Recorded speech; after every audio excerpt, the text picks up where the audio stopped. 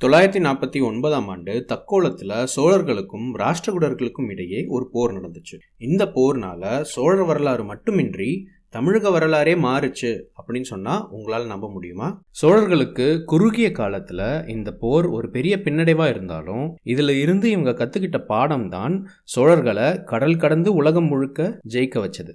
அப்படி இந்த போர்ல என்ன நடந்தது, இந்த போர்னால சோழர்கள் என்ன பண்ணாங்க அப்படின்னு தெரிஞ்சுக்க இந்த வீடியோவை முழுமையா பாருங்க.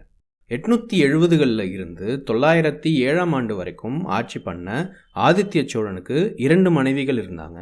ஒருத்தங்க சேர நாடான கேரளாவை சேர்ந்தவங்க, இன்னொருத்தங்க ராஷ்டிரகூட நாடை சேர்ந்தவங்க. சேர நாடை சேர்ந்தவங்களுடைய மகன் தான் முதல் பராந்தக சோழன். ராஷ்டிரகூட நாடை சேர்ந்தவனுடைய மகன் பேரு கன்னரதேவன். இதே சமயத்தில் ராஷ்டிரகூட மன்னராக இருந்தவர் 2ஆம் கிருஷ்ணர்.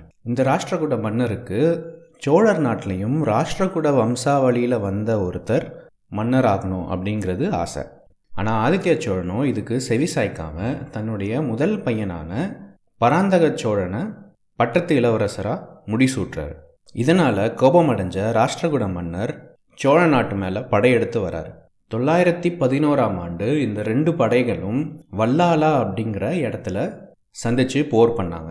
இந்த போரில் ராஷ்டிரகூட மன்னன் வீழ்த்தப்பட்டு பராந்தக சோழன் வெற்றி பெற்றார்.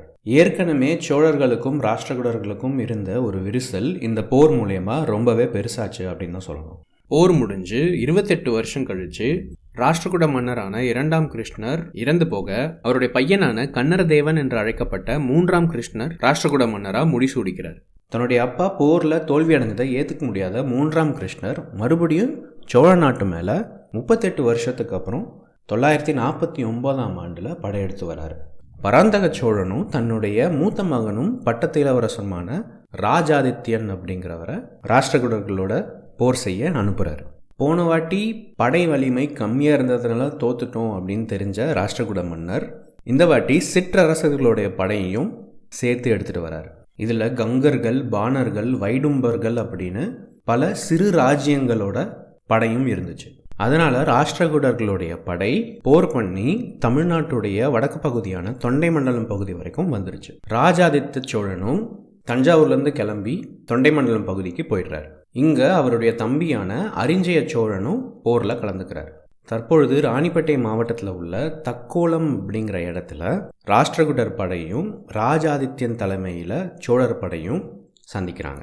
2 படைகளும் கிட்டத்தட்ட சம பலத்தில் இருந்ததுனால போர் சுமார் 10லிருந்து 11 நாட்கள் வரையும் போச்சு அப்படின்னு கல்வெட்டு சான்றுகளும் செப்பேடுகளும் நமக்கு சொல்லுது. சோழர்கள் கிட்ட வலிமையான யானைப்படைகள் இருந்துச்சு. ராஷ்டிரகூடர்கள் கிட்ட போன முறையை விட நிறைய போர் வீரர்கள் இருந்தாங்க. ராஜாதித்தனும் ஒரு பெரிய யானைக்கு மேலே உட்கார்ந்து போர் பண்ணார். போரோட உச்சத்தில் இருக்கும்போது ராஷ்டிரகூட மன்னரோட சேர்ந்து வந்த சிற்றரசர்களில் ஒருத்தரான பூதகன் அப்படிங்கிறவர் ஒரு அம்பை குறிப்பாத்து ராஜாதித்யன் மேலே ஏவுறாரு.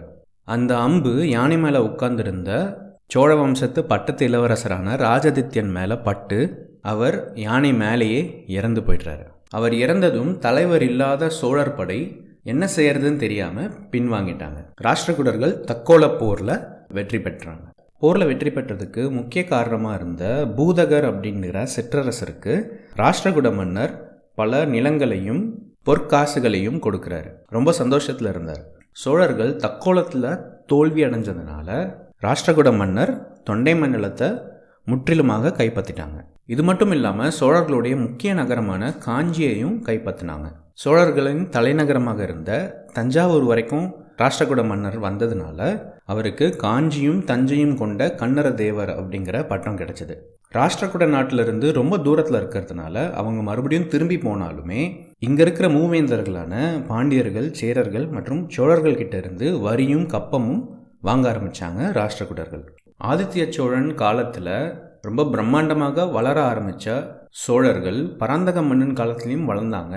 ஆனால் தன்னுடைய பட்டத்து இளவரசரான ராஜாதித்யன் போரில் தோத்ததுனால சோழர்களுடைய பிரம்மாண்ட வளர்ச்சி ஒரு பின்னடைவு அடைஞ்சது அப்படின்னு தாங்க சொல்லணும். பட்டத்து இளவரசரே இறந்து போனதுனால சோழ வம்சத்தில் நிறைய குழப்பங்களும் சண்டைகளும் எழ ஆரம்பிச்சது. போர் முடிஞ்ச அடுத்த வருஷமே 950ஆம் ஆண்டு பராந்தக சோழனின் மகனான கந்தராதித்ய சோழன் மன்னராக முடிசூடிக்கிறார். சுமார் 7 வருஷம் ஆட்சிக்கு பிறகு கந்தராதித்ய சோழன் இறந்ததுனால இவரோட தம்பியான அரிஞ்சய சோழன் ஆட்சிக்கு வராரு. ஆனால் இவரும் ஒரு வருஷத்தில் இறந்துடுறார். அரிஞ்சய சோழன் இறந்ததும் அவருடைய மகனான சுந்தர சோழன் அவர் அரியணைக்கு வரார். கிட்டத்தட்ட 3 வருஷத்தில் 3 மன்னர்கள் சோழ பரம்பரையில் மாறினதுனாலையும், தொண்டை மண்டலம் அவங்க கைவிட்டு போனதாலையும், ராஷ்டிரகூடர்கள் தஞ்சாவூர் வரைக்கும் வந்ததாலையும் அப்போது வலுவிழந்திருந்த பாண்டியர்கள் மீண்டும் வலுப்பெற ஆரம்பித்தாங்க. சோழர்களுக்கு கட்டிக்கிட்டு இருந்த கப்பமும் வரியும் தர முடியாது அப்படின்னு வீரபாண்டியர் மறுக்க ஆரம்பித்தார். ஆட்சிக்கு வந்த சுந்தர சோழன் தக்கோலம் போர் மாதிரியான ஒரு தோல்வி சோழ சாம்ராஜ்யத்துக்கே வரக்கூடாது அப்படின்னு பல நடவடிக்கைகள் எடுத்தார். குறிப்பாக ஏற்கனவே சங்க காலத்திலிருந்து மிலிட்ரி கேம்ப் அமைக்கிற வழிமுறை மூவேந்தர்கள் கிட்ட இருந்திருக்கு. இந்த மாதிரியான இடத்துல இராணுவ வீரர்கள்லாம் ஒன்று சேர்ந்து அவங்களுக்கு பயிற்சி கொடுப்பாங்க. அப்படியான மிலிட்ரி கேம்ப்ஸ்க்கு பேர் தான் படை வீடு, இல்லைனா பற்று அப்படின்னும் அதுக்கு ஒரு பேர் இருக்குது.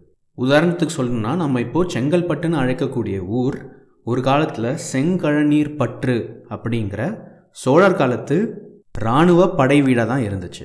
ஏற்கனவே இந்த மாதிரி இருந்த படை வீடுகளுக்கும் பற்றுகளுக்கும் சுந்தர சோழன் மீண்டும் முக்கியத்துவம் கொடுத்து தன்னுடைய படைபலத்தை அதிகமாக்கினார். அதன் பின்னர் அவர் மகனான ஆதித்ய கரிகால சோழனும் அருள்மொழிவர்மன் என்று அழைக்கப்பட்ட ராஜராஜ சோழன் பற்றின கதையும் நம்மளுக்கு தெரியும். தக்கோலம் போரில் ஏற்பட்ட பின்னடைவினால சோழர்கள் நிறைய பாடம் கற்றுக்கிட்டாங்க. போரில் தோக்கவே கூடாது அப்படின்ற அளவுக்கு பயிற்சி எடுத்த அவங்க கடல் கடந்து போர் பண்ணதும் நம்மளுக்கு தெரியும். இந்த தக்கோலம் போர் மட்டும் நடக்காமல் இருந்திருந்தா பராந்தக சோழனுக்கு அப்புறம் ராஜாதித்ய சோழன் தான் மன்னராகியிருப்பார். அரிஞ்சய சோழனும் அவருடைய மகனான சுந்தர சோழனும் மன்னர்களாக ஆகாமலே இருந்திருக்கலாம். நமக்கு ஒரு ராஜராஜ சோழன் கிடைக்காமலும் இருந்திருக்கலாம்.